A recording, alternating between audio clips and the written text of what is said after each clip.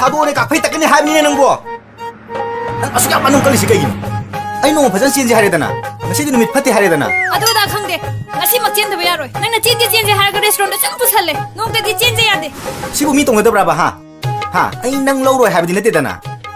이시에 이함을 로이 칸톡 이까엔 또운. 오, 낭기 당로.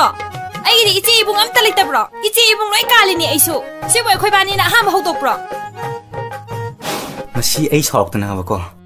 이숨 까르트나보고 CNG는 부르가 꼭 마사 동안 따니까 마세 그이노 낭나 럼럼 소리다 그래서 내때다 숨 이, 거나노네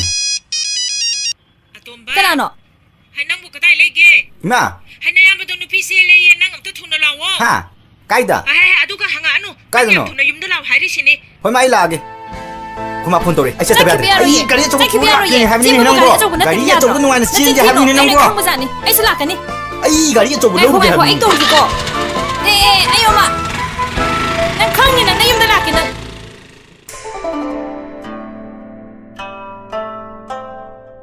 낭세 ngasi디 얌누시 나사스 구보자마 아이기 오이러바기라 강데 에 나한게디 파자드라 얌 티러바 하이세 아테이 라이리 노이마도 쇼 얌 랑게 하이바 아이기 진 코건시가 아스 디나야 도만데바 낭나 낭니 그라 루거더로게 아도 카나다나브네 망아니 사콕 농안버가네 동안 자시고 ngasi데기디 난 하이벌럼 야라더네 까도옴다네바 모이 레이리 까두보 솜다네바 그만 아두디 아니. 히트 상이고 하야이마 하이 야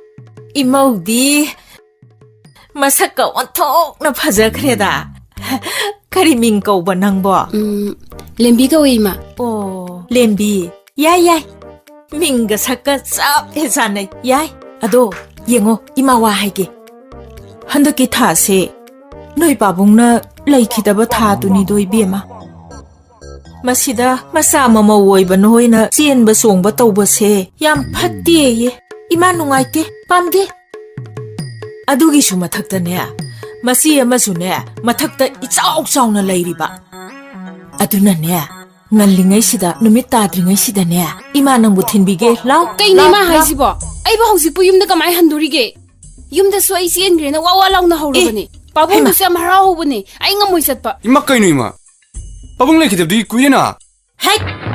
Tumlayo! Nang nakhangpo na te! Kari khang na dana... ai sat ngamoi kuima Hima! 세. 이마는네.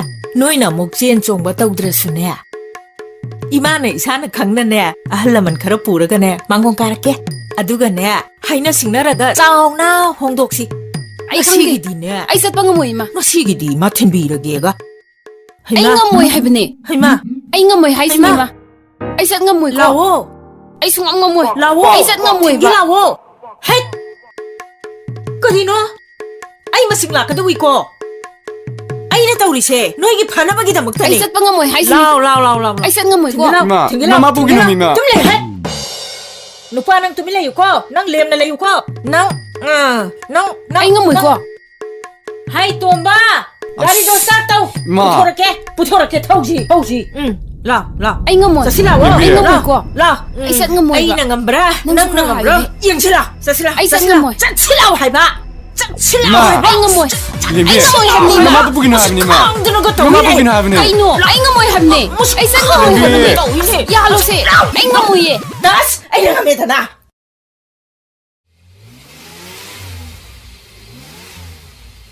림비.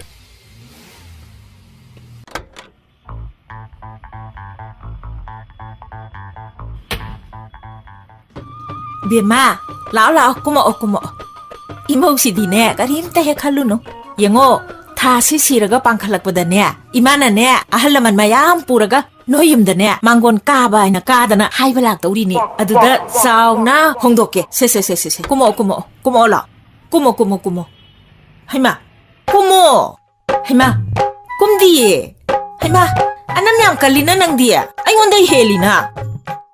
고모 이디 고모 올라오. 고모. 장어. 양갈리. 깐남다 해강어. 장어. 또 민나 장어.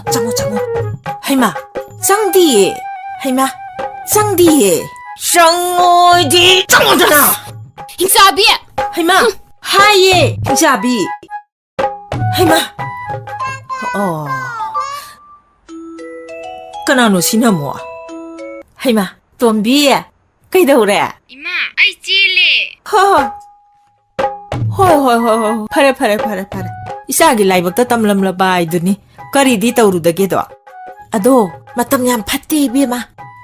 잉어. 낭부 까다이다 타이리게. Purong pata. 뽀롱빠따. 까나기 마윰. Ako'y manabasinggi mayumdani.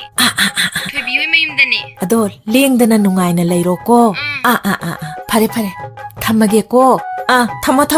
Tombia, ke haino noi mana. Sao prava. Sao de. Khoi ma da machin khara kanja bai wani. Yam pho bani khangbra. Aseng bero. Ne hetaida. Ado Tombia, nang luhong bada barna hapakani haido. Hapak tu natro. As nang se ai nu shiba mande. Om pot pam ma mal. Natteda. Mi mamangda hiyeng. Thoibagi nupido barna hapegai di namai oidana. Ado ai di chak thongbuk amta haite ko. Adugi di ai loi tawbige. Chabadi haiba natro. Phagi tawnu ba. Ado Tombia, ibani na chelche. Iyon onandro. Chien badubu aigi manabe memda thaigidum natro. As matang matam na jeli ba hai baduni. Khamalak male. Chak changi e. As Tombia, ai diam pakhale me. Ngai khoi. Matu dino. Shu tawroi ba, shu tawroi haisin. Inembo, from Jerry. 야래. 구망염 썩살래에다 민고가세. Ima nang tai sibu kainu. Nupa mayung gi mila ka daba sibu, nupi mayung gi mila isibu kainu. Namai ki kaidro nang bo. 헤이, kaino nang taurisi ha? Kaino nang taurisi bo? Nate, nang bo kolesa kanene sakiba natro. Siyum sibo kolesro. Ha? Siyum sibo kolesrai ba? Ha? Koles gi pijon tu dikai tham ga. Kaino, ima na sai na ai jele na phone da hai khaba na tro. 와티 와렘 타우노. 세 라라라. 사실라. 사실라. nang 야드레. 야드레. 페. 두 이랬디. Mumbo, ai di Tombi se wakalam de chenjai ni. Kari wakan. Tombi se ai di barna oina ujai. Ha? Ai sanu pibo. Hoi, nang mita barna oi uri ba. hoi. 이붕어, 낭기 바나세 타오바 야키로이. 남바가 아마따 라우드리. ꯈꯪꯉꯕ꯭ꯔꯥ ꯀꯣꯟꯅ ꯊꯤꯟꯕꯤꯔꯛꯀꯦ ꯅꯝꯕꯔꯒ ꯂꯧꯔꯒ ꯂꯥ ꯆꯠꯁꯤ ꯂꯥꯎ ꯂꯣꯠꯄꯅ ꯀꯥꯟꯅꯔꯣꯏ ꯏꯃꯥ ꯂꯣꯠꯄꯅ ꯀꯥꯟꯅꯔꯣꯏ ꯉꯝꯃꯣꯏꯀꯣ ꯆꯠꯂꯣꯕ ꯀꯥꯟꯅꯔꯣꯏ ꯊꯥꯗꯣꯛꯑꯣ 하이바네 이마ꯊꯥꯗꯣꯛꯑꯣ 하이ꯔꯒꯊꯥꯗꯣꯛꯎꯅꯦꯍꯦꯊꯥꯗꯣꯛꯑꯣ 하이바네 헤마 젠생기에 헤마 동비, 동비. 님보, 동비 놈이. 땡따니기 희자우 투갈게 Ay bana po kare. नत्ते अइना हाइबदी अयो। नंगबु नचिन यम कनबदाइने चिनगदि चिनगदु अमु हलि करिगिनो बा मीनिंग अमु हलि करिगिनो हाइबनी मी पाबुंगना केम खंगपोन्ते ꯑꯩꯅ ꯆꯤꯟ ꯀꯜꯂꯤꯁꯦ ꯁꯤꯗꯒꯤ ꯃꯣꯏ ꯃꯃꯥꯗꯨꯅ ꯁꯔꯨꯛ ꯆꯥꯝ ꯍꯦꯟꯅ ꯀꯜꯂꯤ ꯄꯣꯠꯅꯤ करी मचिन गले हेबा होजिकबु नंगबु मई ममांग चिलेने चिनग्रे अदो मु हले चिनग्रदि चिनगदना कइदबि हलिनो हाइबा अइसे सीबने हेन पत्रो सिबु ꯑꯩꯅ ꯍꯜꯂꯛꯀꯦꯅ ꯍꯜꯂꯛꯏꯔꯣ ꯄꯥꯕꯨꯡ ꯑꯩꯁꯨ ꯃꯥꯒꯤ ꯃꯈꯨꯠꯇꯣ ꯌꯥꯝ ꯀꯟꯅ ꯌꯥꯟꯕꯅ ꯆꯠꯇꯅꯕꯅ ꯃꯣꯏ ꯃꯃꯥꯗꯣ ꯑꯁ ꯃꯆꯤꯟ ꯈꯨꯀꯜꯂꯝꯅꯤ ꯃꯁꯥꯁꯨ ꯈꯨꯀꯜꯂꯝꯅꯤ ꯑꯩꯁꯦ ꯁꯣꯔꯁꯣ ꯂꯥꯛꯇꯨꯅ ꯆꯤꯡꯉꯒ ꯄꯨꯔꯛꯏꯅꯤ ꯈꯪꯉꯕꯣ अस अइगे वकल अइगे मंगलाचे लोइने कायरे हाइबनी मी लेम हे मांगिदा ꯑꯩꯅ ꯆꯦꯟꯗ꯭ꯔꯒ ꯄꯥꯕꯨꯡꯗꯤ ꯀꯔꯤ ꯃꯉꯥꯡ ꯀꯥꯏꯔꯤꯕ नत्ते अइना हाइबदी नंग चिनग्रगदि लुहोंगदोरिबा लुहोंगबसे सौजनरगा अइने सेल मयाम अम लौगदोरिबा सेल मयाम लौरे हारगा युमगसे सेकना सादना अदै मी बुगी मयाम दो सिंगोगे खलमनेबा अइगे वकलसे लोइ कायरे दौरसे ꯍꯣꯏꯅꯦ ꯄꯥꯕꯨꯡ ꯑꯩꯈꯣꯏ ꯃꯤꯒꯤ ꯁꯦꯟ ꯌꯥꯝ ꯇꯣꯜꯂꯤꯀꯣ तोलिने ꯏꯃꯥ ꯅꯥꯕꯗ ꯑꯩꯈꯣꯏ ꯃꯤꯉꯣꯟꯗꯒꯤ ꯁꯦꯟꯁꯨ ꯌꯥꯝ ꯄꯨꯈꯤ ꯃꯥꯜꯂꯦꯀോ पूरी हाइबनेबा अस ꯑꯗꯨꯗꯤ ꯄꯥꯕꯨꯡ ꯑꯩꯃꯨꯛ ꯊꯤꯟꯕꯤꯌꯣꯕ ꯅꯨꯄꯥ ꯃꯌꯨꯝꯗꯨꯗ ꯑꯩꯅ ꯀꯝꯗꯧꯅ ꯑꯃꯨꯛ ꯊꯤꯟꯒꯗꯣꯏꯅꯣ ꯍꯥꯏꯕ ꯅꯪ ꯍꯧꯖꯤꯛꯃꯛ ꯐꯣꯟ ꯇꯧ ꯍꯧꯖꯤꯛꯃꯛ ꯐꯣꯟ ꯇꯧ ꯅꯨꯄꯥꯗꯣ ꯃꯗꯨꯗ ꯀꯤꯍꯟꯒꯗꯕꯅꯤ ꯈꯤꯇꯪ ꯇꯧꯒꯗꯕꯅꯤ ꯅꯠꯇ꯭ꯔꯕꯗꯤ ꯅꯨꯄꯤꯒꯤ ꯄꯨꯟꯁꯤ ꯍꯥꯏꯕ ꯆꯦꯐꯣꯡꯗꯣ ꯃꯗꯨꯗ ꯇꯥꯛꯀꯅꯤ ꯍꯥꯏꯌꯨ ꯍꯧꯖꯤꯛꯃꯛ ꯐꯣꯟ ꯇꯧ ꯇꯧꯒꯦ ꯍꯧꯖꯤꯛꯃꯛ ꯐꯣꯟ ꯇꯧ ꯑꯩ ꯇꯧꯒꯦꯀꯣ ꯑꯩ ꯇꯥꯛꯀꯦ. ꯄꯥꯕꯨꯡ ꯇꯧ ꯍꯜꯂꯣ ꯍꯜꯂꯣ ꯅꯪ ꯅꯨꯄꯥ ꯌꯥꯝ ꯊꯣꯛꯇ꯭ꯔꯕ ꯅꯠꯇ꯭ꯔꯣ ꯑꯗꯨꯒꯤ ꯅꯠꯇꯦꯕ ꯌꯥꯔꯦ ꯑꯗꯨꯏꯗꯤ ꯍꯧꯖꯤꯛꯃꯛ ꯊꯨꯅ ꯂꯥꯛꯑꯣ ꯑꯃꯨꯛ ꯆꯦꯜꯂꯁꯦ ꯑꯩ ꯂꯥꯛꯄ ꯌꯥꯔꯣꯏꯌꯦ ꯑꯩꯈꯣꯏ ꯄꯥꯕꯨꯡ ꯌꯥꯝ ꯁꯥꯎꯔꯤꯖꯥꯠꯅꯤꯀꯣ ꯅꯪ ꯑꯗꯨꯒ ꯅꯣꯏ ꯅꯃꯥꯗ ꯍꯥꯏꯔꯨꯅꯨꯀꯣ ꯍꯟꯗꯛꯇꯤ ꯑꯩꯈꯣꯏ ꯃꯥꯅ ꯌꯥꯔꯣꯏ ꯃꯤ ꯑꯣ ꯅꯪ ꯅꯣꯏ ꯅꯃꯥ ꯌꯥꯝ ꯀꯤꯔꯤꯕ ꯅꯠꯇ꯭ꯔꯣ ꯐꯔꯦ ꯅꯪ ꯑꯗꯨꯗꯩꯒꯤ ꯄꯨꯟꯁꯤ ꯃꯥꯡꯍꯟꯕꯒꯤ ꯅꯪ ꯀꯩꯗꯧꯒꯦ ꯌꯦꯡꯉꯣ ꯅꯪ ꯂꯦꯝꯕꯤ ꯅꯨꯄꯤꯒꯤ ꯄꯨꯟꯁꯤꯗ ꯁꯣꯏ ꯇꯥꯛꯀꯦ ꯅꯪ ꯊꯝꯃꯤ ꯊꯝꯃꯦ ꯆꯨꯝꯃꯤ ꯑꯗꯨꯃꯛꯅꯤ ꯍꯥꯏꯒꯗꯕꯁꯦ ꯄꯥꯕꯨꯡ ꯍꯥꯏꯈ꯭ꯔꯕꯅꯦ ꯑꯗꯨꯃꯛꯅꯤ ꯇꯧꯒꯗꯕꯁꯦ 헤마 ꯀꯩꯗꯧꯔꯦ ꯀꯩꯗꯧꯔꯒꯦ ꯇꯥꯅꯤꯡꯗꯦ ꯈꯔ ꯀꯞꯄꯗꯤ ꯌꯥꯔꯦꯗꯅ ꯅꯠꯇꯦ ꯀꯩꯗꯧꯔꯦ ꯀꯥꯏꯁꯤ ꯋꯥ ꯃꯂꯥꯅ ꯇꯥꯅꯅꯕ꯭ꯔꯣ ꯅꯪꯅ ꯀꯞꯄꯤꯗꯨꯕꯣ ꯍꯦꯟꯅ ꯀꯞꯄꯤꯗꯨꯕꯣ ꯀꯩꯗꯧꯔꯒꯦ ꯇꯥꯅꯤꯡ 나서ꯅꯨ ꯇꯥꯅꯕꯅꯤ ꯀꯞꯄꯤꯁꯦ ꯅꯨꯡꯁꯤꯕ ꯃꯩ ꯃꯩꯁꯥꯛꯁꯦ ꯀꯌꯥꯝ ꯀꯟꯒꯦꯗꯣ ꯈꯪꯍꯜꯂꯤꯅꯦ ꯅꯨꯡꯁꯤꯕꯁꯦ ꯍꯨꯅꯤ ꯍꯥꯏꯅꯔꯤꯅꯦ 이마 ꯑꯩ ꯍꯨ ꯆꯥꯒꯦ ꯍꯨꯕꯤꯌꯣ 이마 ꯀꯩꯅꯣ ꯆꯍꯤ ꯁꯨꯏ ꯈꯪꯗꯦ ꯁꯨꯗꯦ ꯈꯪꯗꯦ ꯔꯣꯃꯥꯟꯁꯇ ꯉꯥꯎꯔꯤꯕꯅꯦꯅ ꯀꯞꯄꯤꯕꯅꯤꯅꯦ ꯍꯨ ꯆꯥꯒꯦ ꯍꯨ ꯆꯥꯅꯅꯕ꯭ꯔꯣ ꯍꯨ ꯍꯥꯏꯕꯁꯦ ꯊꯛꯀꯗꯕ ꯈꯪꯉꯕ꯭ꯔꯥ ꯅꯠꯇꯦꯅꯦ ꯅꯪꯕꯨ ꯍꯧꯖꯤꯛꯄꯨ ꯆꯍꯤ 19 ꯁꯨꯔꯕ꯭ꯔꯣ ꯆꯍꯤ 19 ꯁꯨꯗ꯭ꯔꯗꯤ ꯂꯨꯍꯣꯡꯕ ꯌꯥꯗꯦ ꯖꯦꯜ ꯆꯪꯉꯦꯁꯦ ꯅꯪ ꯈꯪꯗꯕ꯭ꯔꯥ ꯍꯥ ꯅꯪ ꯆꯍꯤ 19 ꯁꯨꯔꯕ꯭ꯔꯣ 수도래 가이나 ꯍꯩꯃꯥ ꯊꯥ ꯑꯅꯤ가 ꯇ ꯉꯥꯏꯔꯕꯅꯦ 이스 ꯊꯥ ꯑꯅꯤꯗꯨꯗꯤꯅꯦ ꯅꯌꯥ ꯅꯨꯄꯥꯗꯤ ꯑꯗꯨꯝ ꯄꯨꯌꯦ 이마이 삐 마디 저희 군 말이 수라바네 까야데 까이 강들이노 예고래 이 내야 누빠들이 부부야 네가 하이 낭세 아이나 보이바마 양시다기네 이 돈비 돈트리 돈비 아 돈비 강아브라 아두가 낭나 마야 무나 막세 타나메가 낭나 깔라게 해갈라 사케 쫑아 사케디 까다야 알아되기네 하 시보 아이나 한라 미짠잔 미수 마지에니 깔라가 짝해도디 까야 데 까이 강들이노 이 오이미야 쿠담 장담가 부투어다나 좀 곰라예미 곰라디 가이나 낭나 싸네 낭주나 좀 깔리도디 하이마 따닝되네 헤이 하이마 사비나 마마 롱나리니네 난기도 하 오이마 하 오이마 오이마 너 들어오미 나쁘동 너무 꼬리시나 헤이 너 들어와 하이니 미마 하이 까이다오래 까이다오라게 낭나 이보 라꼬동나 라꼬 꼬리도보 까이다오라게 해봐 ngakta ingna tapna pothabo ngamde mi kauri du kaidawrage haba 이 꼭시 ꯌꯥꯝ 사리마 너네 떨어지 까이노 미마 adu kaidawrage aibo kaidaw haibano ba 너몽 누피도 폰 돌아메 누피기 분시데 따그니 예스 아이디 로이레다나 take takse sanu kaidawrage nupi gi punsi bu is phagi gi type ta 이붕어 까림따 와루노 이마 레이리시디 이사기다막다 이마 레이리 이마나 빰봄띵이 이마 아이디 안 빠클레이미 나티 이마 마담 수영 갈리 아이부 너무 불피도 안 거시르기 이마 마시기 안가시디 마시디 이붕어 낭 와티 떠누고 와티 떠누 아이나 까야랑 하나 하이크르바 나트로 하 나시에만 나탁대 이상상나 레이리 나시에시 하나 홍다나네 낭 하나 헥다 동동 헥다 루홍바 야바 나티네 칸가브라 망아이 레리마스 아코이디 엑스페르 로이니 워니니마 까리기야 까리기 엑스파리 오이도리바 낭 누파네 낭 누파네 영어 누파디네 사히니 푸 짱짱 라우라 파우 빠캉 모이드나 레이도리바 캉에다나 헤이 세세 이마 ngahak potharugeको 이마 야와레 한다 묵티 거우라 아누고 나 한다 묵티네 이마 불라 라고도 거우라 아누 이마 potharugeको 아두아다 칸데 아이 potharugeको 마 아이 potharuge 헤이 코마 아즈디바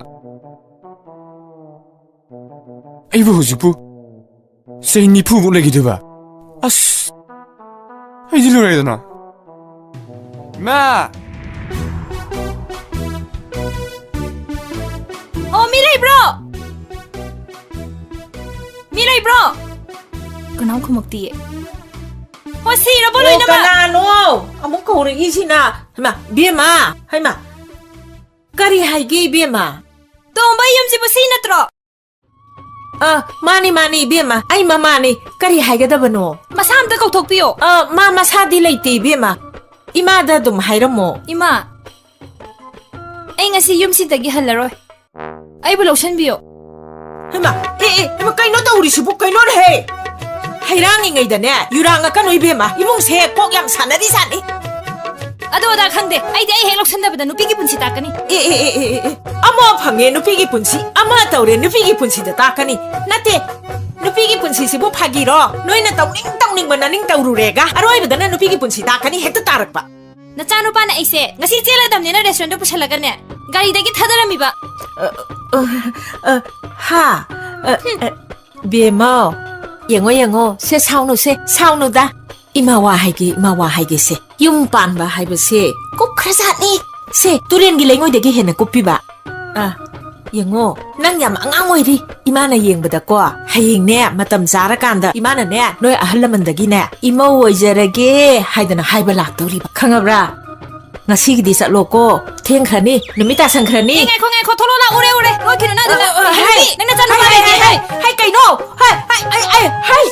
hai tholo la wo ma wa hai gi la wo lao nana meli du no oi ro ye yengol ase ngalinge dane sa thindoko khangabra moi mam sa no ngala sani hai ne hai gi ka dane ngahak te ining thona ai na jage ai naru rage ko ai na ba bhau he tholo yam thuna Hei, các khang nang chile đâu nhở? Ha, nang ai sọc tên ko mo me la ko sa thok ni na. ikai trise nang la ira Lo, ai bo san lo. Lo, ai bo san lo. Lo, odi ai lo. so chat loi khang de phame Chat lo hai bene. chat loi O pai pai di phamoro, ai chang e. ho chat lo ai de mu chang ka ni Masi nu pi ju kari nu pi no me si bo. Che, ai timbi ge ba, ai gai lau thu gi ge ba. Matang chile lo re ken. ai di sungan haloi hai sini nang na chin yam thi ye nang nu ki ma chen doi tai do ai sa khang e nang ngomra yi su chat loi Masi nu pi si di I sung karak na ba ko. Hatu o saru ikunu nam jan ni na ba ko. Si na thu mo ha ajira ni su. Si ju si roi ni, pitru pi ni. Masi ne ka thom la ta ha la ge da. Masi ga ju pa li ni. Lei khung ma ju tei ni. Masi na thom di na ni da. Tham ma ge da. Masi di mo khri ji me thala ga hatu ge da.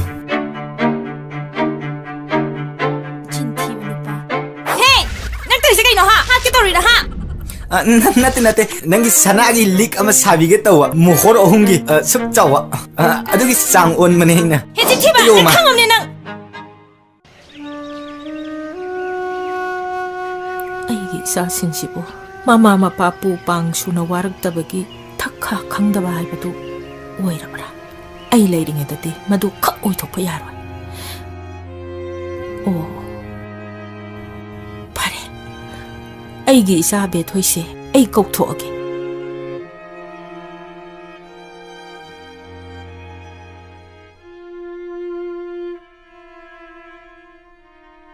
Hello ꯑꯕꯦꯊꯣꯏ, ꯏꯃꯥ ꯌꯥꯝ ꯀꯟꯅ ꯅꯥꯔꯦꯅꯦ. ꯏꯃꯥꯁꯦ ꯁꯤꯗꯧꯔꯕ꯭ꯔꯥ ꯈꯪꯗ꯭ꯔꯦ. 이마는 호직 레이리세 호스피탈다니네. 아이 좀 이마는 시드링아이다네. 자기 식품도 아무것도 우자오게. 이비마 낭낭다 돌아오고. 이스 호호호 이마 시더러버니 아두디 이마 탐마겠고. 오 파래 핵 톡록버가 루콩 톡비라게. 이네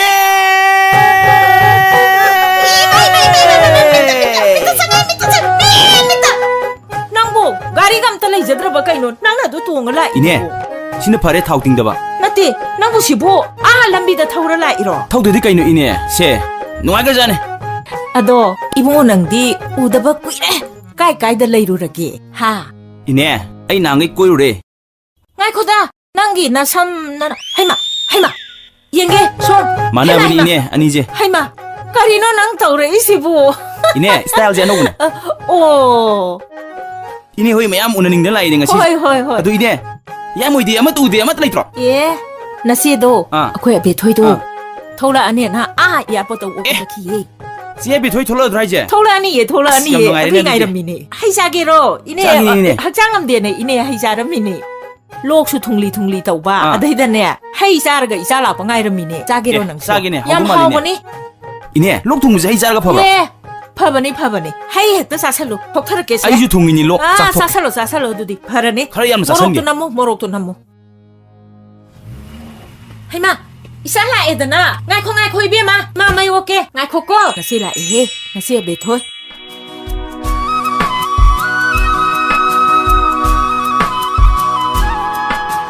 Kaino kumasibu hospital lay hairga yumda leiramisina.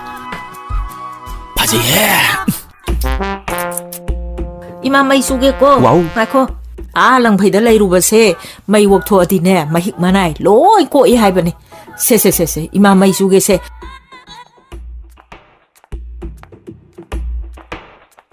뭐야? 게임 그리게 락봐. 락등아이다. 까이까이 셀루러게. 아스 난가이 꼬이래 아요래. 어두 라와 이몽 정우지. 아코 지가 주면서 강는해봐. 자, 타키지. 야래다. 하이얌 하우리 꼬는 타지바. 내띠기 노망기네. 까이노. 누이 시지부 세기야 수르게. 아코 지라. 자히 군트라 그래 헬레머니. 아스 아드디 암티 할레이나. 아스 할라모다. 할레 까이디 누이. năng tì nợ gì da isi ko wane nang ju naw ne ti hale nang ju ina 야래 해낭주. 어두 파리 이몽 장가 자 타우제바. ai no mola ge imana ne lok thung je hai cha ga phai na charam mi ne 그만아. ge hai je chal ge pur ge hai je sa san thau ko dam 아이고다 이몽 장구 기지다. ai hai ang la ge nung ti bu lak be chal ge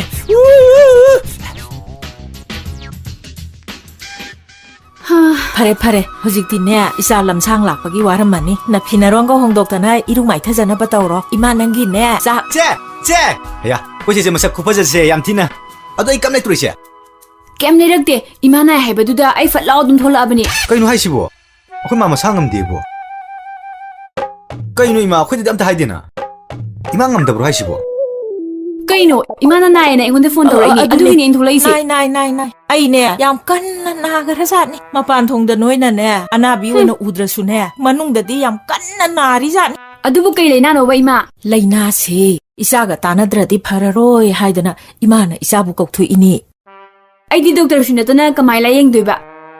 하이 이마기 라이나세 닥터나 히닥 타르가 파가도부 라이나 나티네 캉아브라 낭나네 타바 아마땅 해빵토아바 아두에라가디네 라이나세 아동 파레 세세세세 나나우싱기 칼라가네 낭나네 타박세 빵톡다바 야다바니고 이마나 하이리세 이마 학장 파한게디 낭 타박세 빵토우 이마 싹 통우게고 낭부 거리 사닝게 Asam ta saning de ai ko kono isi ni walise. 거리노 하이리시보 나테 마콩 머리 반비 아니 반비 암타 사닝드라보 Mari pan bira manga pan bira ama thong ro ima. 통게 망아 반비 통게 ꯀꯩꯅꯣ ꯇꯣꯝꯕ ꯏꯃꯥꯅ ꯅꯥꯏ ꯍꯥꯏꯁꯤꯕꯣ ꯑꯁ ꯈꯪꯗꯦꯗ ꯏꯆꯦ ꯀꯟ ꯍꯦꯛꯇ ꯀꯧꯔꯛꯀꯅꯤ ꯇꯣꯝꯕ ꯇꯣꯝꯕꯅ ꯈꯅꯥꯎ ꯇꯦꯡꯒꯟ ꯇꯠꯄꯩ ꯑꯣꯏꯔꯝꯒꯅꯤ ꯑꯩꯈꯣꯏ ꯇꯣꯝꯕꯤꯗꯤ ꯑꯩꯈꯣꯏ ꯇꯣꯝꯕꯤ ꯀꯣꯂꯦꯖ ꯆꯠꯈꯤ ꯏꯆꯦ ꯅꯪ ꯇꯣꯝꯕꯤꯅ ꯅꯪ ꯁꯣꯏ ꯉꯥꯡꯕꯤꯔꯗꯕꯅꯤ ꯃꯥꯏ ꯗ꯭ꯔꯦꯁ ꯂꯩꯔꯛꯇꯕꯒꯤ ꯑꯩꯗꯤ ꯏꯆꯦꯅ ꯂꯩꯔꯗꯕꯅꯦꯅ ꯍꯔꯥꯎꯔꯤ ꯁꯤ ꯂꯤꯠꯂꯤꯁꯦ ꯄꯥꯛꯊꯔꯨꯔꯤꯅꯤ ꯁꯤꯁꯤꯡꯁꯦ ꯄꯥꯛꯊꯕꯤ ꯁꯣꯔꯨꯝꯗꯩ ꯈꯜꯂꯨꯏ ꯉꯥꯛꯇꯅꯦ ꯁꯤꯁꯤꯡ ꯁꯦꯀꯦꯟ ꯍꯦꯟꯅ ꯏꯆꯦ ꯁꯤꯗꯒꯤ ꯐꯖꯅ ꯂꯩꯔꯒ ꯂꯣꯏꯔꯦ ꯀꯩꯗꯧꯔꯒꯦ ꯍꯣꯏ ꯏꯆꯦ ꯀꯩꯅꯣ ꯏꯃꯥ ꯑꯗꯨꯒꯤꯗꯃꯛꯇꯕꯨ ꯑꯣꯏꯗꯕꯗ ꯃꯌꯥꯝ ꯉꯥꯡꯉꯒ ꯑꯩ ꯀꯧꯊꯣꯛꯏꯁꯤꯕꯣ ꯑꯩꯅ ꯇꯧꯔꯤꯕ ꯊꯕꯛꯇꯣ ꯄ꯭ꯔꯥꯏꯚꯦꯠꯅꯦ ꯏꯃꯥ ꯅꯥꯏ ꯍꯥꯏꯕꯗꯨꯗ ꯌꯥꯅꯕ ꯍꯥꯏꯅꯔꯒ ꯁꯨꯇꯤ ꯂꯧꯔꯒ ꯂꯥꯛꯏꯅꯤ ꯁꯨꯇꯤꯁꯨ ꯄꯥꯛ ꯂꯧꯕ ꯌꯥꯕ ꯅꯠꯇꯦ ꯑꯩ ꯑꯗꯨꯗ ꯈꯪꯗꯦ ꯍꯌꯦꯡꯃꯛ ꯆꯠꯈ꯭ꯔꯅꯤ ꯅꯪꯅ ꯇꯧꯔꯤꯕ ꯊꯕꯛꯇꯣ ꯇꯧꯕꯤꯔꯅꯨ ꯄꯥꯝꯖꯗ꯭ꯔꯦ ꯇꯣꯛꯄꯤꯔꯣ ꯅꯪꯁꯦ ꯑꯉꯥꯡ ꯅꯠꯇ꯭ꯔꯕꯅꯦ ꯑꯉꯥꯡ ꯅꯠꯇ꯭ꯔꯕ ꯆꯍꯤ 30 ꯁꯨꯔꯕ ꯈꯪꯉꯕ꯭ꯔꯥ ꯀꯥꯟꯅꯗꯦ ꯅꯪꯒꯤ ꯈꯪꯅꯖꯕ ꯂꯩꯕ꯭ꯔꯥ ꯍꯥꯏꯌꯨ ꯂꯩꯇ꯭ꯔꯒꯅꯅꯦ ꯏꯃꯥꯅ ꯀꯥꯛꯁꯤ ꯀꯥꯛ ꯍꯠꯂꯒꯅꯦ ꯐꯪꯅꯅꯕ ꯊꯤꯗꯧꯔꯤꯕꯅꯤ ꯏꯃꯥ ꯌꯨꯝ ꯄꯥꯟꯕ ꯍꯥꯏꯕꯁꯦ ꯑꯩꯅ ꯄꯥꯅꯤꯡꯉꯦ ꯍꯥꯏꯗꯅ ꯍꯦꯛꯇ ꯄꯥꯟꯕ ꯌꯥꯕ ꯅꯠꯇꯤꯌꯦ ꯂꯥꯏꯕꯛꯅꯕꯨ ꯇꯝꯂꯝꯂꯕꯗꯤ ꯆꯍꯤ 50 ꯍꯨꯝꯐꯨꯗꯁꯨ ꯑꯗꯨꯝ ꯄꯥꯟꯅꯔꯤ ꯑꯉꯥꯡꯁꯤꯡꯅ ꯃꯥꯒꯤ ꯃꯇꯝ ꯌꯧꯔꯛꯇꯨꯅ ꯌꯨꯝ ꯄꯥꯟꯈꯤꯕꯗ ꯑꯩꯅ ꯀꯩꯒꯤ ꯋꯥꯔꯧꯗꯣꯏꯅꯣ ꯑꯁ ꯏꯃꯥꯅ ꯍꯤꯡꯉꯤꯉꯩꯗꯅꯦ ꯅꯣꯏ ꯀꯅꯥꯝꯇ ꯊꯛ ꯈꯥ ꯈꯪꯗꯅ ꯆꯠꯄꯗꯣ ꯏꯃꯥꯗꯤ ꯌꯥꯔꯣꯏ ꯌꯨꯝ ꯄꯥꯟꯕ ꯍꯥꯏꯕꯁꯦ ꯃꯇꯝ ꯆꯥꯔꯤꯉꯩꯗ ꯃꯇꯝ ꯆꯥꯅ ꯄꯥꯟꯒꯗꯕ ꯈꯪꯉꯕ꯭ꯔꯥ ꯅꯠꯇꯦ ꯅꯪꯅ ꯅꯌꯨꯝ ꯄꯥꯟꯗꯅ ꯁꯨꯝ ꯂꯩꯔꯒꯕꯨ ꯍꯌꯦꯡ ꯅꯪꯅ ꯍꯟꯅꯨꯔꯕ ꯁꯣꯜꯂꯛꯑꯀꯥꯟꯗ ꯅꯪꯕꯨ ꯀꯅꯥꯅ ꯌꯦꯡꯁꯤꯟꯕꯤꯗꯧꯔꯤꯒꯦ ꯍꯥ ꯅꯪꯕꯨ ꯀꯅꯥꯅ ꯌꯦꯡꯁꯤꯟꯕꯤꯗꯧꯔꯤꯒꯦꯕ ꯏꯃꯥꯕꯨ ꯋꯥ ꯌꯥꯝꯅ ꯉꯥꯡꯍꯟꯒꯅꯨꯀꯣ ꯏꯃꯥꯅ ꯍꯥꯏꯔꯤꯁꯦ ꯈꯜꯂꯨ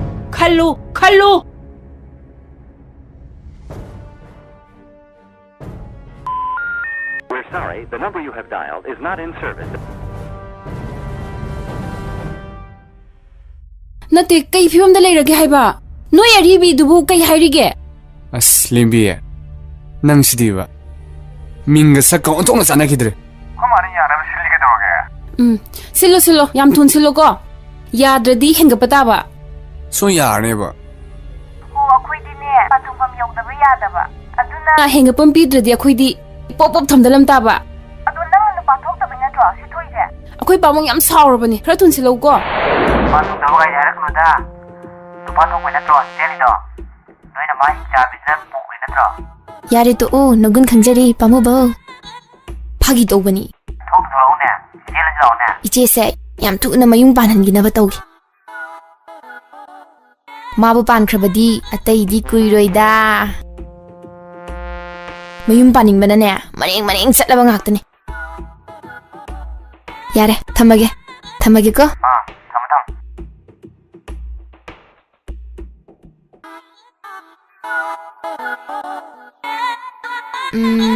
ꯉꯁꯤꯗꯤ ꯊꯕꯛ ꯇꯧꯒꯦ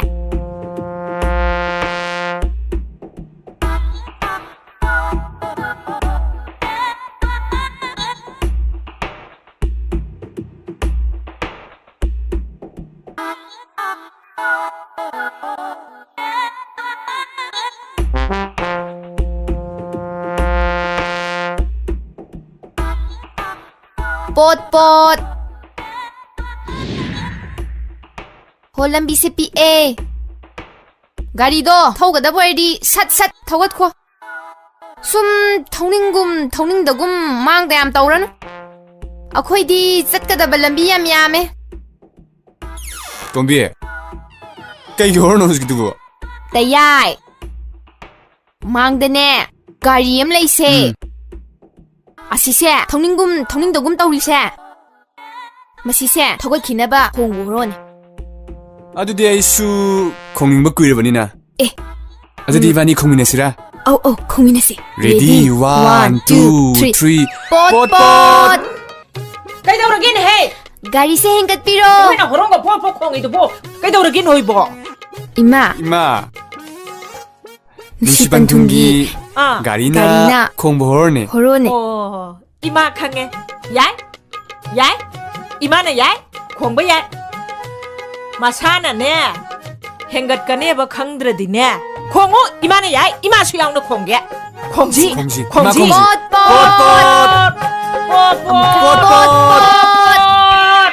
호로네 호로네 제 가리가 제 가리가 야우게 ai yaude Ai yaude. khongba yaude ꯑꯩꯁꯨ ꯌꯥꯎꯗꯦ ꯑꯩꯗꯤ ꯃꯣꯏ ꯈꯣꯡꯁꯦ ꯈꯣꯡꯕꯅꯦ ai khongde ꯅꯨꯡꯉꯥꯟꯕꯗꯒꯤ ꯅꯨꯃꯤꯠ ꯇꯥꯕ ꯏꯃꯨꯡꯁꯦ ꯑꯗꯨꯝ ꯂꯥꯡꯉ ꯂꯩꯌꯦꯕ ꯏꯃꯥ ꯅꯪꯁꯤꯕꯨ ꯑꯩꯈꯣꯏ ꯃꯌꯥꯝꯒꯤ ꯃꯃꯥꯅꯤꯀꯣ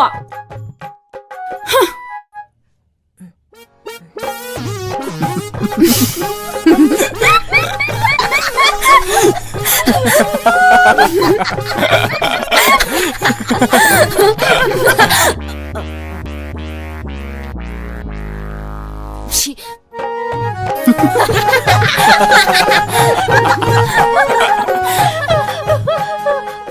Lao mi, thiêng mi, cho xin lo. Lao mi, thiêng hai cái sum. ꯅꯠꯇꯦꯕ ꯅꯣꯏ ꯆꯦꯅ ꯆꯦꯅꯤ ꯆꯦꯅꯤ ꯍꯥꯏꯔꯒ ꯁꯨꯛꯆꯦꯟ ꯆꯦꯟꯗ꯭ꯔꯤꯁꯦ ꯀꯩꯒꯤꯅꯣꯕ Chen đâu mà nó chen được ai cái đâu hay nó. Mà nó mà cản bây rồi. Mà tông cái gì không người ta đây đó. Cho xin lo, mi mà nó sum đâu lấy. Không khổ lo.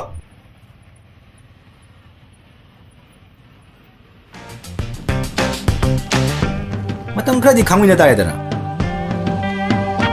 ꯑꯁ ꯃꯤꯃꯥꯡꯗ ꯇꯩꯁꯦ ꯀꯩꯅꯣ ꯏꯀꯥꯏꯗ꯭ꯔꯣ ꯍꯧꯒꯠꯂꯣ ꯍꯧꯒꯠꯂꯣ ꯍꯧꯒꯠꯂꯣ ꯍꯥꯏꯕꯅꯦ Ada ini harus dia apa? ꯍꯣꯏ ꯌꯥꯔꯦ ꯕꯁꯦ ꯍꯧꯒꯠꯂꯣꯕ ꯍꯧꯒꯠꯂꯣꯕ ꯍꯧꯒꯠꯂꯣ ꯍꯥꯏꯕ Ada ni dana.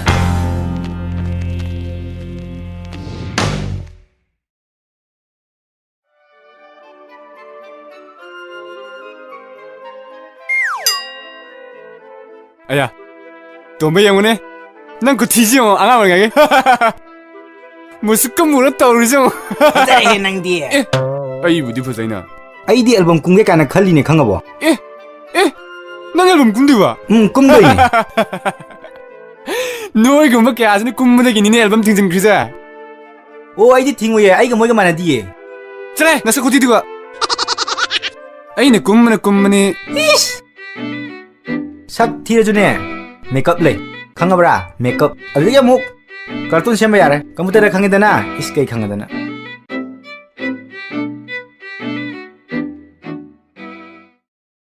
따또한 아크이디 nga랑 호론 콩잉어 Kay no horon kong ebo. 아스 이제도 아이디 호론 콩어매 간토아수 야라니 하잉 깔라미 하르수 호론 콩미나 하름 야이드나 Oh, aduh di no lebak yang pare ne. 나는 그저 저쪽이긴 하더라 어두네 아이 뭐 그럼 그러면 어그 마포 야we Kay no hai sibu, ima so mung luhong gitu hai sibu. 나때 미 taya ibani gi horon do haubo watlenaने imanane mating sum pambi boan Aduh, ai so, tadi kombinasi dana. as ngamara As, ngarang gi setuktuga. setukna thonggi thogdana Kombinasi. is sare ngamara ngarangi setukto tawrasi ngarangi setukto pichangye Noi di Kong horon kong na pungi ko. Aduh, anta kombinasi ba?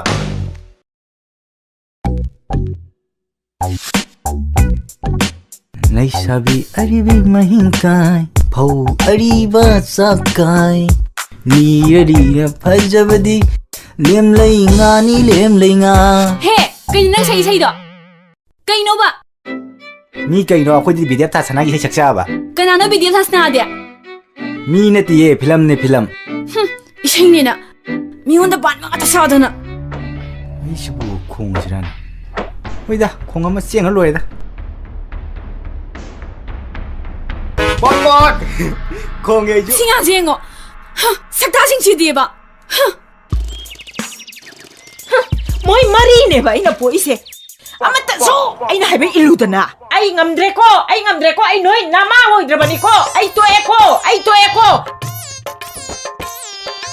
ai noi nama hoidrabani ai to ai ma boyai Ini kaino nang di la aga hoi ma yam ta haidana tumin na lumaga pham leiramni di kaidawre ini imung wa kan ngang na bodo audai sang makidna sia tumin sum pham na ba adu ini kai do boy kan ngang idu bo hera kaisu tau de da se na se be thoi se na se luhong thok pe ge tau ba ada mana sup ya ba adu gi them na ra adu idi faine adu ine ma ko ine nu pa ga lei hai bro as ai khang de da nangi nupa khangna ba leibara leitabara khangna ba gi ne mi launari do asler moida ine adu ine yai ma je ga sum tina wani sahi de ne yam ti han ga jane ma naw ni he ine sele ꯀꯔꯤꯅꯣꯅꯦ ꯑꯁꯤꯅ ꯑꯃꯨꯛ ꯉꯥꯡꯉꯤꯁꯤꯕꯣ ꯍꯜꯂꯤꯒ ꯍꯟꯗꯦꯒ ꯅꯥꯎꯅꯤꯒ ꯑꯩꯅ ꯌꯥꯝ ꯊꯤꯅ ꯍꯜꯂꯤꯒ ꯑꯁ ꯀꯩꯅꯣꯅꯦ ꯀꯣꯛ ꯆꯤꯛꯄ ꯃꯤ ꯉꯥꯛꯇꯅꯦ ꯑꯩꯅ ꯊꯦꯡꯅꯔꯤꯁꯦ ꯑꯁ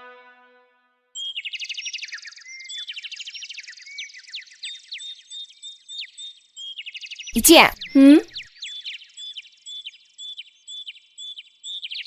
ꯅꯪ ꯆꯍꯤ 30ꯃꯨꯛ ꯁꯨꯔꯕ ꯆꯠꯊꯣꯏꯍꯦ ꯑꯗꯨꯗꯤ ꯑꯩꯈꯣꯏ ꯃꯥꯒ ꯑꯩꯒ ꯂꯦꯡꯒꯥ ꯑꯣꯏꯔꯦꯅꯦ ꯑꯗꯣ 이제 이때이도 ꯃꯁꯛ ꯌꯥꯝ ꯈꯪꯅꯤꯡꯉꯤꯉꯣ ꯁꯤꯉꯥꯡꯁꯤ ꯀꯩꯅꯣ ꯃꯃꯥꯏ ꯁꯥꯕꯤ ꯀꯥꯏ ꯈꯪꯗ꯭ꯔꯤꯁꯤꯕꯣ 나이 그이노 아이세 레사비 파르바니 앙앙 너트리 ꯐꯥꯅꯤ ꯅꯪ ꯂꯩꯁꯥꯕꯤ ꯌꯥꯝ ꯐꯥꯅꯤ 누나 너빠도 마삭 잉닝드럼 ꯁꯤꯉꯥꯡꯁꯤ ꯌꯥꯝ ꯀꯥꯏ ꯈꯪꯗ꯭ꯔꯤꯁꯤ ꯌꯦꯡꯉꯣ ꯅꯪꯕꯨ ꯅꯃꯥꯏꯁꯤꯕꯨ ꯍꯧꯗꯣꯡꯅ ꯑꯣꯜꯂꯛꯄ꯭ꯔꯣ 올랐대 이제 와 말비게 ꯀꯩꯅꯣ 아두부라 다야이세 누피 칠루랭어 ꯑꯦ ꯀꯥꯏꯗꯤ ꯅꯨꯄꯤ야 쿠라이데니 ꯑꯗꯨꯒꯅꯦ ꯇꯥꯇꯣꯟꯁꯨꯅꯦ ꯅꯨꯄꯤ ꯑꯃꯅꯅꯦ ꯑꯩꯈꯣꯏ ꯁꯤꯗꯅꯦ ꯂꯩꯅꯤ ꯂꯥꯛꯑꯝꯃꯤꯕ ꯍꯥꯏꯁꯦ ꯑꯗꯨꯅ ꯑꯃꯨꯛ ꯀꯥꯏꯗꯒꯤ 이로이ꯁꯟꯕ ꯅꯣꯏꯗꯤ ꯑꯩ ꯂꯩꯇ꯭ꯔꯤꯉꯩꯗ ꯌꯥꯝ ꯅꯨꯡꯉꯥꯏꯅꯔꯝꯃꯤꯖꯥꯅꯤꯅꯦ ꯑꯗꯨꯒꯅꯦ 이제 ꯑꯩꯁꯨ ꯆꯦꯜꯂꯨꯔꯦꯉꯣ 이마는네 ꯅꯪ ꯂꯨꯍꯣꯡꯗ꯭ꯔꯤꯉꯩꯗꯤ ꯂꯨꯍꯣꯡꯕ ꯌꯥꯔꯣꯏꯅ ꯐꯥꯗꯣꯛꯅꯕꯩ ꯋꯥꯅꯤ ꯑꯗꯨꯅꯅꯤ ꯅꯍꯥꯟ ꯈꯣꯡꯒꯤ ꯍꯣꯔꯣꯟꯗꯣ ꯈꯪꯗ꯭ꯔꯣ ꯑꯗꯨꯅ ꯅꯪ ꯈꯜꯂꯣꯕ ꯅꯪ ꯌꯥꯝ ꯌꯦꯡꯅꯤꯡꯗ꯭ꯔꯦ ꯆꯪꯉꯣ ꯆꯠꯂꯣ ꯏꯀꯥꯏ ꯈꯪꯗꯕ ꯇꯧꯔꯨꯅꯨ ꯆꯠꯂꯣꯕ ꯍꯧꯖꯤꯛꯀꯥꯟꯒꯤ ꯑꯉꯥꯡꯁꯤꯡꯁꯦ 이까ꯏꯕ ꯑꯝꯇ ꯈꯪꯗ꯭ꯔꯦ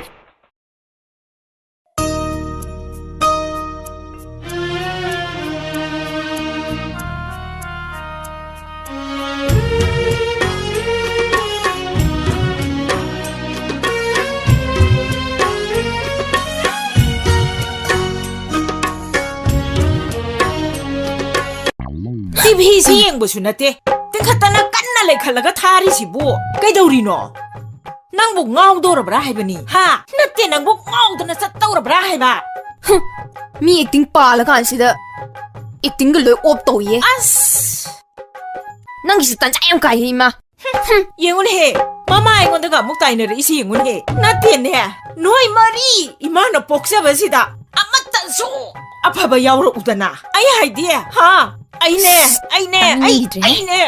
ꯋꯥ ꯉꯥꯡꯅꯤꯡꯗꯦꯀꯣ ꯑꯩ 하리시니 ꯅꯪ 소노다 소노니해 ꯑꯩꯈꯣꯏ ꯃꯥꯁꯤꯗꯤ ꯕꯤꯠꯀ ꯄꯨꯡꯇꯦꯛ ꯇꯦꯛꯍꯦ ꯄꯨꯡꯀꯥꯏ ꯀꯥꯏꯔꯦꯍꯦ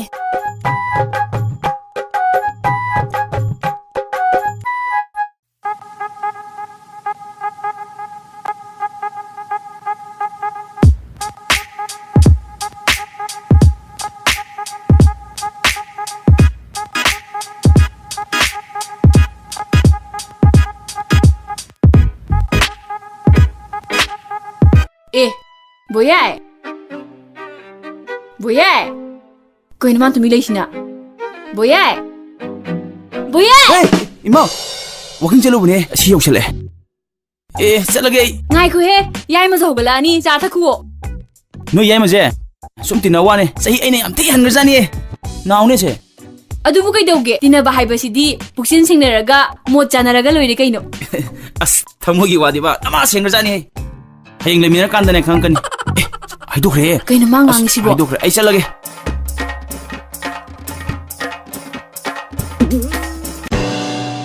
ꯉꯥꯎꯔꯖꯥꯠꯂꯣ ꯑꯁꯤꯕꯣ ꯑꯁ ꯃꯊꯣꯡ ꯃꯔꯝ ꯈꯪꯕꯖꯥꯠ ꯅꯠꯇꯦꯗ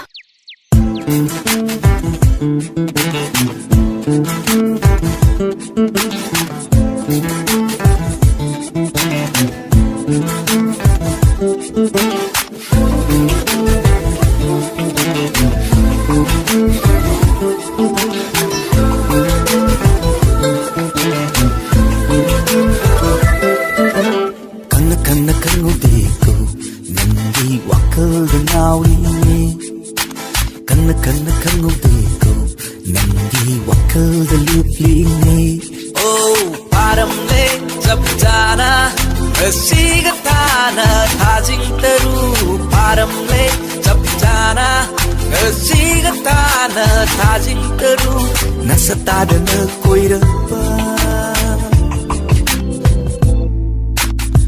kanna kangudeku nangi wakalda ngawini kanna kangudeku nangi wakalda lupini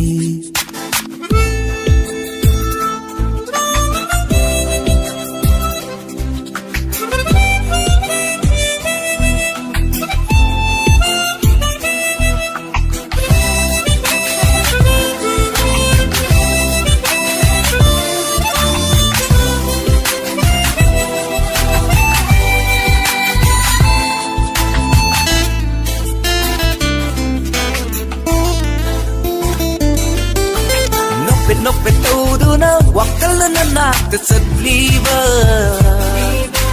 ꯃꯣꯃꯟ ꯃꯣꯃꯟ ꯅꯣꯛꯇꯨꯅ ꯄꯨꯛꯅꯤꯡꯅ ꯅꯅꯥꯛꯇ ꯂꯩꯔꯤꯕ ꯅꯣꯛꯐꯦꯠ ꯅꯣꯛꯐꯦꯠ ꯇꯧꯗꯨꯅ ꯋꯥꯈꯜꯅ ꯅꯅꯥꯛꯇ ꯆꯠꯂꯤꯕ 모먼 모먼 녹두나 북빙나 나나다 레이리바 더우나 레이트라버이기 다모이기 와이시 마땅 아이번 음너버 빰바이 아마땅 디리가 시수 레빠 레이트나 아이나 레빠 레이트나 아이나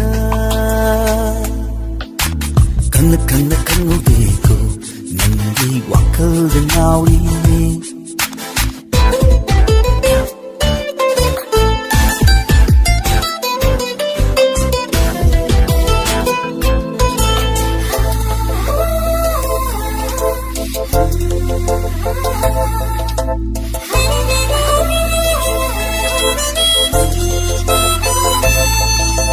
보찔러게 봉엄더 찐발새 더득라게 아잉엄더 레이돈새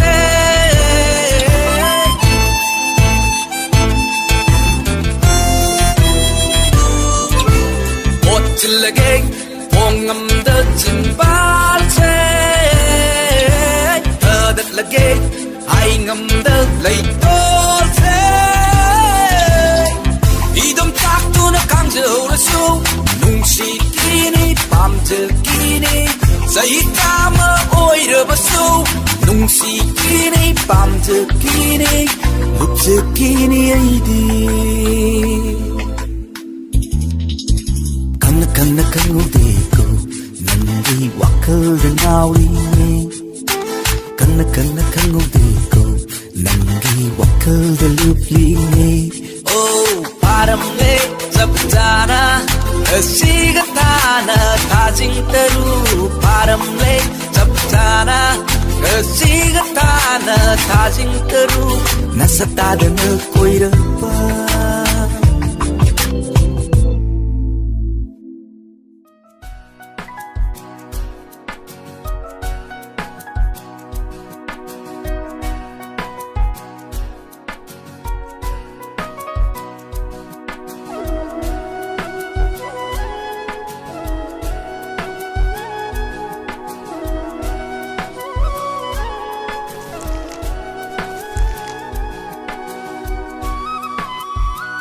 ꯏꯆꯦ ꯀꯩꯅꯣ ꯌꯦꯡꯅꯤꯡꯕ꯭ꯔꯣ ꯌꯦꯡꯅꯤꯡꯕ꯭ꯔꯥꯕ ꯀꯩꯅꯣ ꯌꯦꯡꯒꯦ ꯌꯥꯝ ꯐꯖꯖꯥꯠꯅꯤꯉꯣ ꯃꯁꯛꯀꯁꯤꯅ ꯈꯨꯐꯖ ꯑꯃ ꯅꯨꯄꯥꯅ ꯅꯨꯄꯥ ꯃꯥꯜꯂꯤꯕ 이만하네 ꯅꯪꯉꯣꯟꯗꯅꯦ ꯌꯦꯡꯍꯜꯂꯣꯅꯅꯦ ꯄꯤꯔꯛꯏꯕ ꯐꯖꯗ꯭ꯔꯥ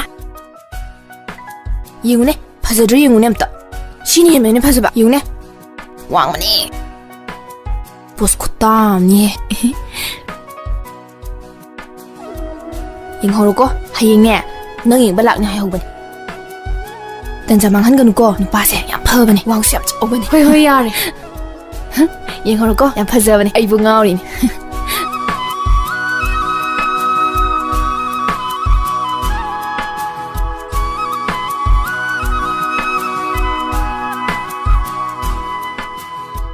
ahal lamansing yanaduna luhongbagi wa loinarabagi tungda saunarakpadagi nupidubu nupaduna hatlamle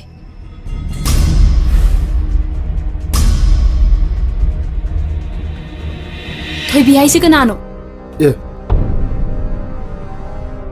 नंगोंदा मु मान का हेजलगे haida hairoba kanano ba अदु कदरगे बा thoibi se aigi imanabini mana nangi maramda wa mayam haire nanga maga kai relation naramge 예 मानम नंगोंदा कय Hariba min hainariba pause loi chumedana कय हनिबा nangse nupida tawena 예 अदुमाइंदि हाइनुदा मिन हाबदा पक्ता थजरदि यारो ai sune nangse am pambagi engage tawunati ye imana haibagi ahalaman haibagi wa ngakpibagi wane hujikti nanga unabagi kana bas leite unsu unaro yare chalage ngaiko engonda ram bashir mun chikibdi yaro thado ashimbo wa ma hamda nang chikibdi thado ba thado oi ashimbo da hamda yaro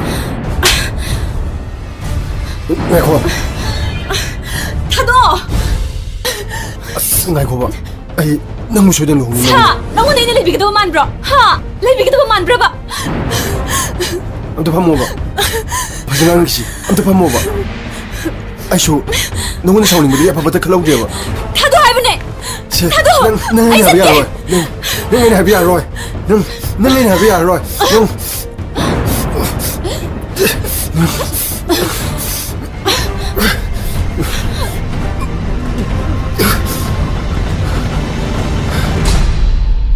kayno ina khaluisina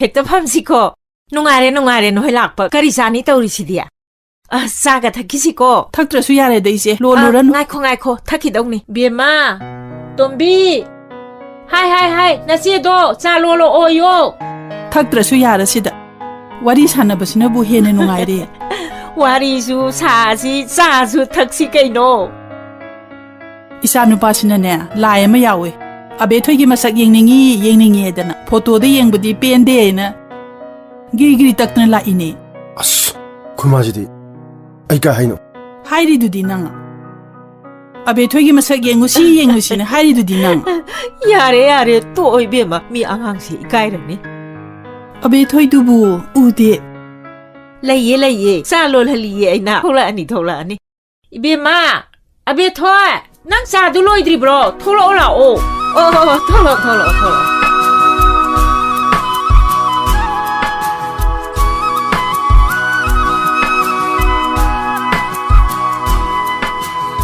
이네 자 택시 빠르게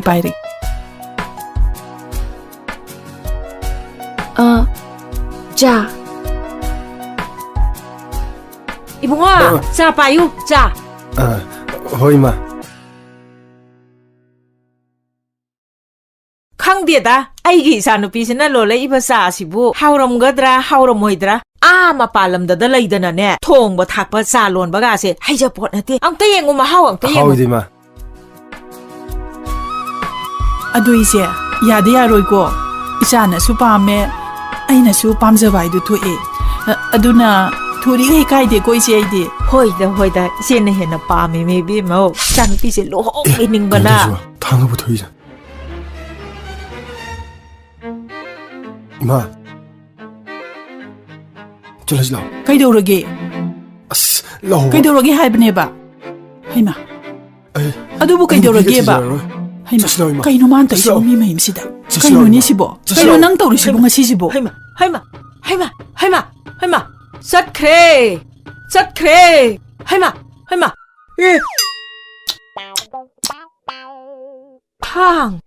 탕네 탕 웃바 sat키바 이마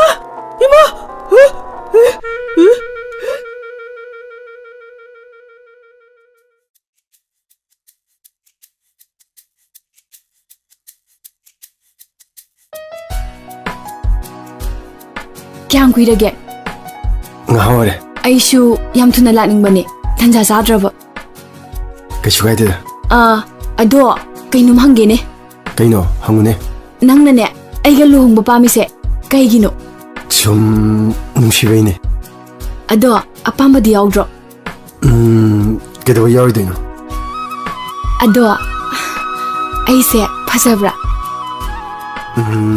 ꯐꯖꯩ ꯉꯧꯕ꯭ꯔꯕ ꯉꯧꯋꯦ ꯑꯗꯣ ꯑꯩꯒꯤꯗꯃꯛꯇ ꯅꯪ ꯁꯤꯕ ꯉꯝꯒꯗ꯭ꯔꯕ ꯅꯪꯅ ꯑꯩꯒꯤꯗꯃꯛꯇ ꯂꯦꯞꯄꯤꯔꯒꯕꯨ ꯑꯩ ꯀꯩꯗꯧ ꯁꯤ ꯉꯝꯃꯣꯏꯗꯣꯏꯅꯣ ꯑꯁꯦꯡꯕꯒꯤ ꯑꯝꯇ ꯌꯦꯡꯅꯤꯡꯈ꯭ꯔꯦꯗ ꯑꯦ ꯀꯃꯥꯏ ꯌꯦꯡꯗꯣꯏꯕ ꯁꯨꯃꯥꯏꯅ ꯌꯦꯡꯗꯣꯏꯕ ꯑꯌꯨꯃꯥ ꯍꯥꯏ ꯀꯩꯗꯧꯔꯦ ꯑꯗꯨ ꯀꯟ ꯂꯥꯎꯔꯤꯗꯨꯕꯣ ꯑꯩꯅ ꯅꯨꯡꯊꯤꯟ ꯇꯨꯝꯁꯟꯒꯅꯨ ꯍꯥꯏꯗ꯭ꯔꯣ ꯀꯩꯗꯧꯔꯒꯦ ꯁꯦ ꯍꯥꯏꯌꯣꯕ ꯃꯥ ꯉꯁꯥꯏꯗꯣ ꯑꯕꯦꯊꯣꯏꯗꯣ ꯁꯨꯃꯥꯏꯅ ꯇꯧꯔꯛꯏꯕ 이마 아이 ꯌꯥꯝ ꯀꯤ 이마 아이 ꯑꯗꯨꯅ ꯚꯤꯗꯤꯑꯣ ꯌꯥꯝ ꯀꯤ ꯍꯦ ꯃꯤ ꯎꯁꯤꯠꯇꯕ ꯃꯌꯨꯝꯗ ꯂꯥꯛꯄ ꯃꯤꯕꯨ ꯃꯥꯅ ꯊꯥꯡ ꯎꯠꯇꯅꯒ ꯇꯥꯜꯂꯛꯄ 이마 ꯐꯩ ꯏꯃꯥ ꯐꯣꯟ ꯇꯧꯒꯦ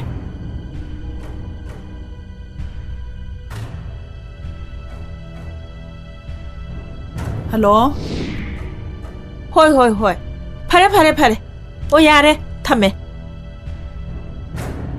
ꯅꯠꯇꯦꯅꯦ ꯅꯆꯦꯁꯤꯅ ꯈꯜꯂꯤꯁꯤꯕꯨ ꯀꯔꯤ ꯋꯥꯈꯜꯅꯣ ꯃꯤꯅ ꯃꯆꯥ ꯃꯃꯧ ꯑꯣꯏꯖꯒꯦꯗꯅ ꯍꯥꯏꯕ ꯂꯥꯛꯑꯦ ꯌꯨꯝꯁꯤꯗ ꯑꯗꯨꯒ ꯃꯥꯅ ꯅꯨꯄꯥꯗꯨꯗ ꯊꯥꯡ ꯎꯁꯜꯂꯒ ꯊꯥꯡ ꯍꯥꯏꯖꯤꯜꯂꯤꯅꯤꯅꯦ ꯅꯨꯄꯥꯗꯨꯅ ꯈꯜꯂꯝꯗꯧꯔꯤꯁꯤ ꯀꯔꯤꯅꯣ ꯏꯆꯥ ꯅꯣꯏ ꯈꯜꯂꯣ ꯍꯥꯏꯕꯅꯤ ꯏꯃꯥ ꯑꯩꯈꯣꯏ ꯆꯦꯒꯤ ꯃꯃꯤꯠꯇꯅꯦ ꯅꯨꯄꯥꯁꯤꯡꯁꯦ ꯍꯤꯡꯆꯥꯕ ꯉꯥꯛꯇ ꯑꯣꯏꯅ ꯎꯕꯖꯥꯠꯅꯤ ꯑꯁ ꯏꯃꯥ ꯏꯆꯦ ꯉꯥꯏꯔꯤꯉꯩꯗꯀꯣ ꯑꯩꯈꯣꯏ ꯇꯨꯝꯃꯝꯗꯥꯏꯗ ꯄꯥꯜꯂꯧꯕꯗꯣ ꯁꯣꯏꯗꯅ ꯇꯥꯔꯅꯤ ꯏꯃꯥꯟꯅꯕꯁꯤꯡꯒꯤ ꯃꯆꯥꯁꯤꯡꯅ ꯑꯩꯈꯣꯏ ꯏꯆꯥꯁꯤꯡꯗꯣ ꯃꯅꯥ ꯂꯩꯔ ꯁꯣꯏ ꯄꯨꯕꯤꯔꯅꯤ ꯇꯨꯃꯤꯟ ꯂꯩꯌꯨꯍꯦ ꯑꯁ ꯏꯀꯥꯏꯗꯕꯤꯁꯤꯡꯁꯤꯗꯤ ꯃꯁꯤ ꯄꯨꯝꯅꯃꯛꯁꯦ ꯅꯣꯏꯅ ꯊꯣꯛꯍꯜꯂꯤꯕ ꯉꯥꯛꯇꯅꯤ ꯈꯪꯉꯕ꯭ꯔꯥ ꯅꯣꯏꯅ ꯅꯌꯨꯝ ꯄꯥꯅꯤꯡꯃꯟꯕꯗꯒꯤ ꯊꯣꯛꯍꯜꯂꯤꯕ ꯈꯪꯉꯕ꯭ꯔꯥ ꯑꯩꯈꯣꯏꯗꯒ ꯇꯥꯏꯅꯔꯛꯏ ꯏꯃꯥ ꯌꯨꯝ ꯄꯥꯟꯕ ꯍꯥꯏꯕꯁꯦ ꯈ꯭ꯋꯥꯏꯗꯒꯤ ꯂꯨꯕꯅꯤ ꯃꯁꯤ ꯏꯀꯥꯏꯅꯤꯡꯉꯥꯏ ꯑꯣꯏꯗꯦ ꯏꯃꯥ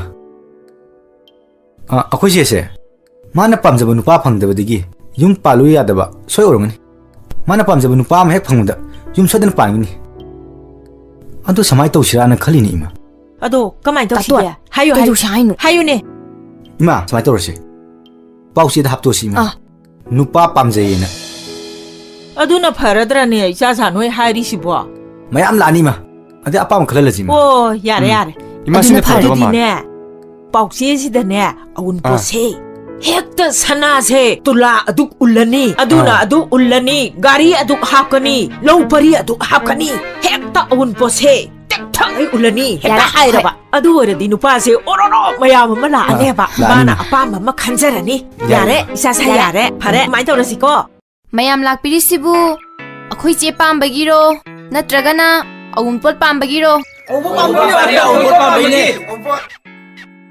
ꯍꯣꯏꯅꯦ 이ꯆꯥ ꯅꯨꯄꯥꯗꯨꯁꯨ ꯑꯎꯟꯄꯣꯠ ꯄꯥꯝꯃꯦ ꯍꯥꯏꯒꯨꯝ ꯇꯧꯏꯅꯦ ꯑꯣ ꯍꯧꯖꯤꯛꯀꯤ ꯃꯇꯝꯗ ꯃꯧ ꯍꯥꯠꯄꯁꯤ ꯌꯥꯝ ꯇꯣꯏꯅ ꯄꯥꯎꯆꯦꯗꯁꯨ ꯑꯗꯨꯝ ꯎꯔꯤꯗꯨꯅꯤ ꯍꯌꯦꯡ ꯑꯩꯈꯣꯏ ꯆꯦꯁꯦ ꯑꯃꯨꯛ ꯁꯥꯎꯔꯅꯤ ꯀꯥꯏꯅꯒ ꯍꯥꯠꯄꯤꯗꯣꯏꯖꯥꯠꯂꯣ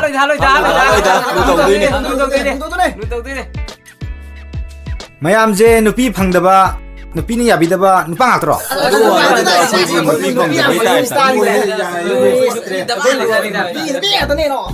ꯑꯗꯨꯒ ꯀꯔꯤꯒꯤꯅꯣ ꯅꯨꯄꯤꯁꯨ ꯃꯁꯛ ꯈꯪꯗꯕ ꯅꯣꯏꯅ ꯏꯟꯇꯔꯚꯤꯌꯨ ꯌꯥꯎꯔ ꯂꯥꯛꯏꯗꯤ ꯑꯗꯨꯗꯤ ꯅꯣꯏꯁꯨ ꯅꯨꯄꯥ ꯐꯪꯗꯕꯒꯤꯔꯣ ꯅꯣꯏꯅ ꯁꯤ ꯏꯟꯇꯔꯚꯤꯌꯨ ꯇꯧꯔꯤꯁꯦ ꯇꯣꯝꯕꯤ 이제도 널밤 때 영우 줬잖아 hꯧꯖꯤꯛꯇꯤ ꯄꯥꯈꯨꯝꯁꯨ ꯆꯞ ꯃꯥꯟꯅꯅ ꯂꯣꯏ ꯈꯨꯝꯃꯦ ꯑꯩꯈꯣꯏ ꯃꯥ ꯄꯤꯕꯝ ꯈꯪꯗ꯭ꯔꯦꯕ ꯑꯗꯣ 이친의 아빠 누빠도 말아이 간절해지네요 ꯍꯣꯏ ꯇꯣꯝꯕ 이반이 슈 도와주되나 이제도 이반이 레어디 이까르네바 누빠 칼루 야로이바 나성슬라 ꯍꯣꯏ ꯆꯪꯉꯁꯦ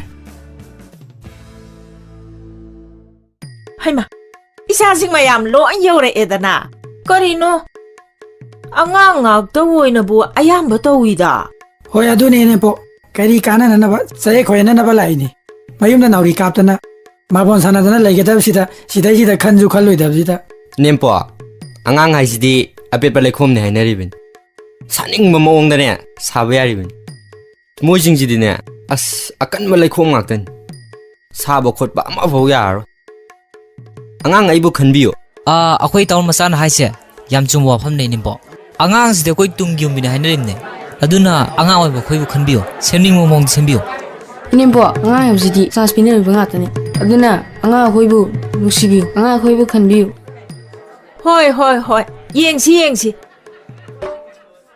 ꯑꯗꯣ ꯀꯔꯤꯅꯣ ꯑꯩꯈꯣꯏ ꯁꯣꯝꯗ ꯑꯩꯈꯣꯏ ꯆꯍꯤ ꯂꯦꯡꯒꯥ ꯑꯣꯏꯒꯗ꯭ꯔꯥ ꯀꯩꯅꯣ ꯑꯩꯕꯨ ꯇꯥꯗ ꯀꯧꯒꯗ꯭ꯔꯥ ꯏꯕꯨꯡꯉꯣ ꯀꯧꯒꯗ꯭ꯔꯥ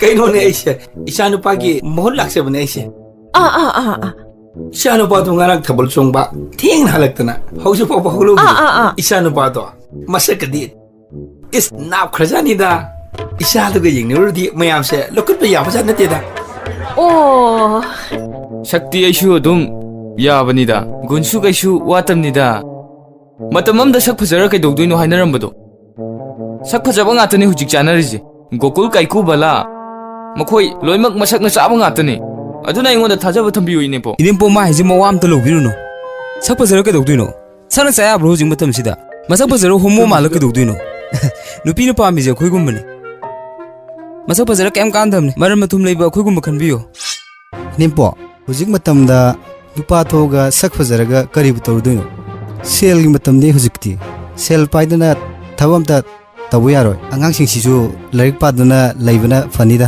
noi thabam ta toromaine ai budi bidem ne hujik matamda sakthok chauna hꯧꯖꯤꯛꯀꯤ ꯃꯇꯝꯗꯕꯨ BDF ꯊꯕꯛꯂ ꯌꯨ ꯌꯣꯟꯕꯃꯨꯛ ꯁꯦꯜ ꯐꯪꯕ ꯂꯩꯇꯦ ꯑꯩ ꯏꯁꯥꯃꯛꯁꯨ ꯌꯨ ꯌꯣꯟꯖꯔꯤ 이님보 이사누피도 ꯑꯩꯉꯣꯟꯗ ꯊꯥꯕꯤꯌꯣ ꯁꯦꯜ ꯄꯥꯏꯕꯗ ꯌꯨ ꯌꯣꯟꯕꯗ ꯐꯥꯎꯔꯤꯕ ꯅꯨꯄꯥꯅꯦ ꯑꯩꯁꯦ 이님보 masana masabu yu yole haraga nisha chai haraga chakthokcheribje ngaktam ngamde nimbo ekhoidi nisha dila de nimbo yu bo thakche pote nimbo kwa dila de na chul pho phachade inempo mo haije mawa amta lobiruno engonda bibiyo asanu pina leibu jam nungai gani asanu pina soidan ngamgani aide hoi hoi adudi mayam yengsi amka phambiramuko lai khurambiyu abe thoibu phanghanbiyo haidana mayam lai khurambirammuko ai sa lo lukhige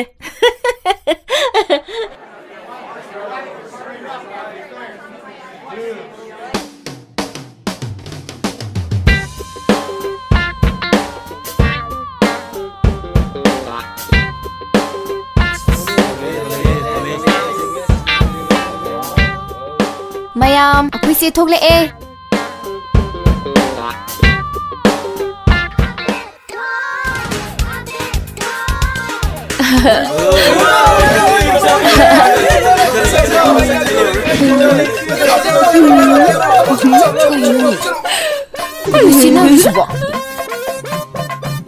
ꯀꯔꯤꯒꯤꯅꯣ ꯃꯣꯏ ꯂꯣꯏ ꯆꯠꯈ꯭ꯔꯤꯁꯤꯕꯣ ꯏꯆꯦ ꯂꯣꯏ ꯆꯠꯈ꯭ꯔꯤ ꯍꯥ ꯀꯩ ꯍꯥꯏꯕꯅꯣ ꯇꯣꯝꯕꯤ ꯇꯣꯝꯕꯤ ꯇꯣꯝꯕꯤ ꯇꯣꯝꯕꯤ ꯁꯦ ꯃꯤꯠ ꯄꯥꯡꯉꯨ ꯁꯦ ꯇꯣꯝꯕꯤ ꯁꯦ ꯃꯤꯠ ꯄꯥꯡꯉꯨ ꯇꯣꯝꯕꯤ ꯑꯁ ꯇꯣꯝꯕꯤ ꯇꯣꯝꯕꯤ 세 밑 방우 세 덤비야 세 밑 방우 세 덤비 세 허글러 허글러 세 허글러 이거네 해 아주 약간 나오라 덤비 세 이마 덤비야 이마 세 눈 떠 그래 이마 너무 먹게 들어게 이마 그러게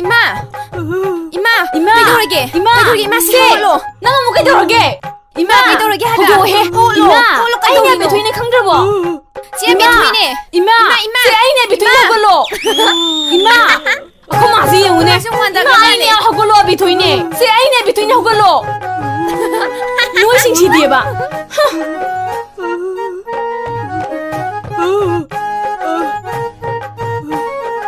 이마 훨씬 더 쉬고 까이노 해봐 허용 반바가 강어로이봐 미 누빠 찌인거리봐 마 반다 바이디 찌르니 아이스니 나 찌네봐 아이디 아두다 칸게 아이디 호론 콩그러버니 아이디 찌르다버니 아이디 찌르다버니 고 이마 그이도라게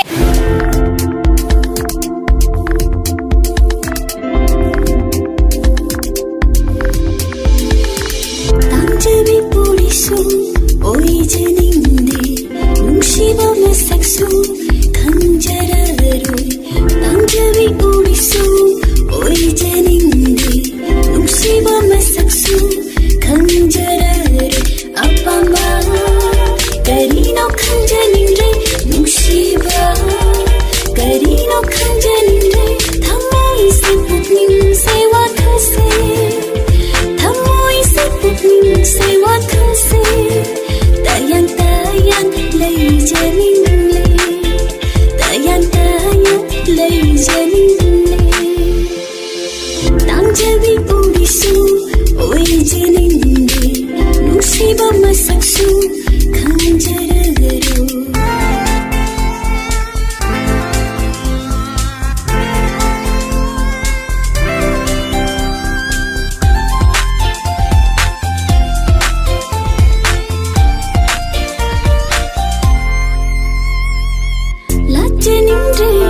Shina lamlan bakana di satam tabu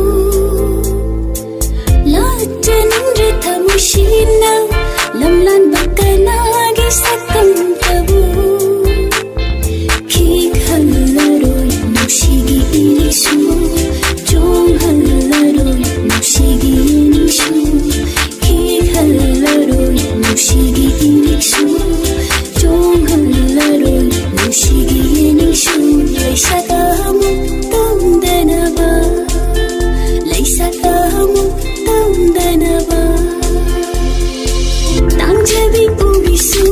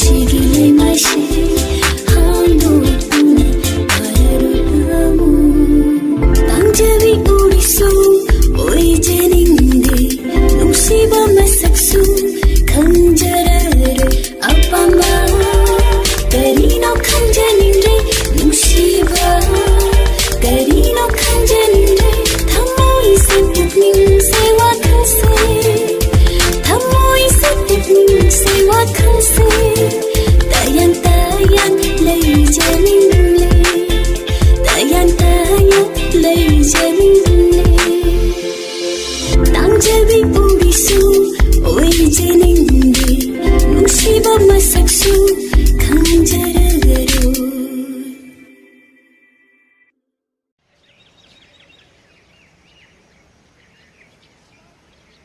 Ima! Ima! Ima! ꯀꯩꯗꯧꯔꯒꯦ Kay lege! ꯀꯩꯗꯧꯔꯒꯦ ꯅꯪꯕꯣ ꯑꯩ ꯇꯣꯏꯂꯦꯠ ꯆꯪꯉꯨꯕꯅꯤ ꯀꯩꯗꯧꯔꯒꯦ Ima, aina hek baba, nupigi punsigi laik tu ubra ba.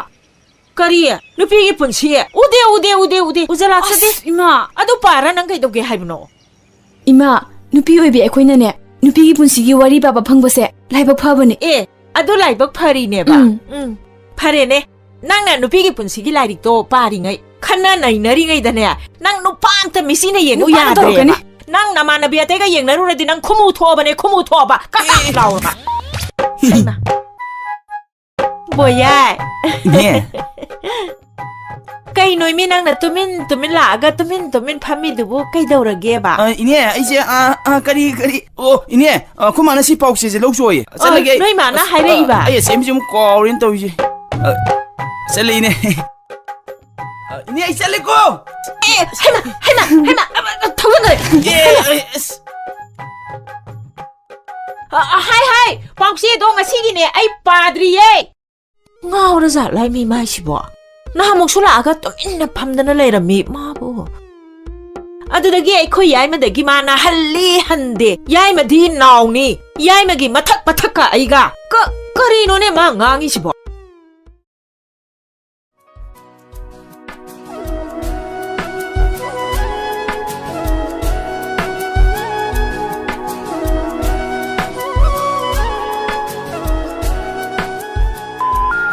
The number you have dialed is not in service at this time.